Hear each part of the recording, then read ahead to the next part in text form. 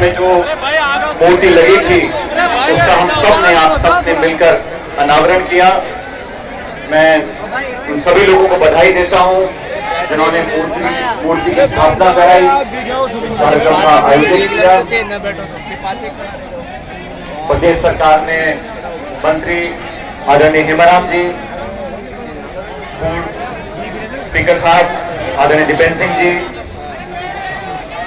आदरणीय ओला साहब, गुडा जी, मरालाल मीणा जी, रायलाल बैरवा साहब, वीरेंद्र सिंह जी, सुरेश मोदी जी, जी आर खंडाना साहब, राकेश पारिक साहब, मुकेश भाकर जी, रामनोहर दावड़िया जी, प्रशांत बैरवा जी, इंद्राज जी, रायन चौधरी साहब, किशोर शर्मा जी, पूर्व विधायक महेंद्र मीणा जी, विद्याधर जी, सुरेश चौधरी जी, बड़े नौजवान और जुझारू राम प्रताप मीणा जी प्रधान साहब, मंच पर सभी नेतागण, किसी का नाम अगर मैं भूल गया हूं तो क्षमा करें।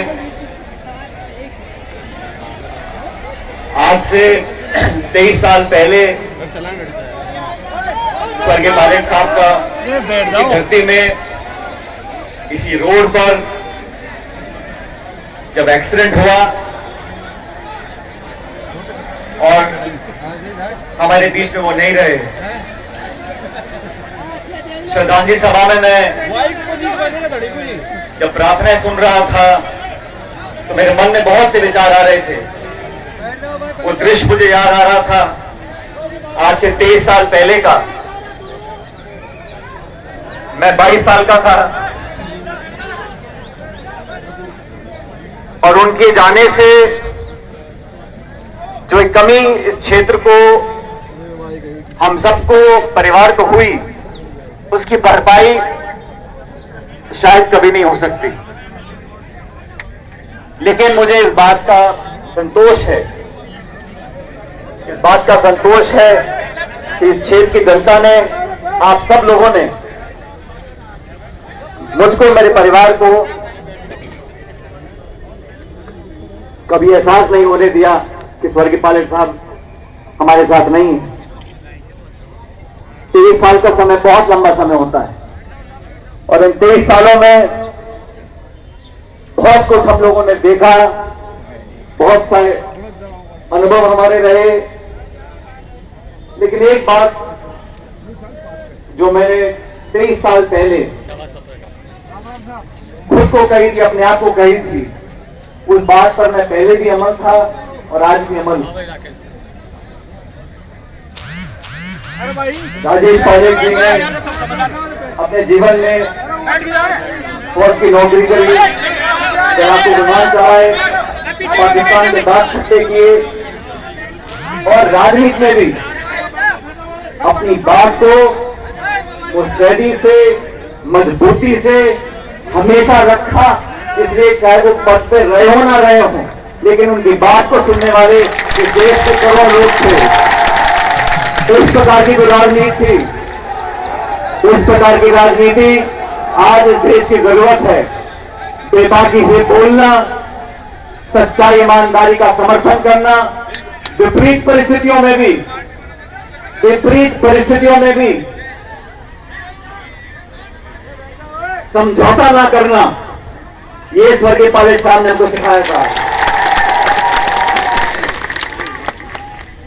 गरीब घर में पैदा होकर जी जितने अनुशासित सिपाही थे, उनकी बात को मानते हुए आपसे निवेदन है कि आप सब लोग अनुशासन बना के रखें और हमारे आए हुए मेहमानों का ठीक से स्वागत करने दें, ठीक से उनको खैर मकदम करने दें और उनकी बात को सुने।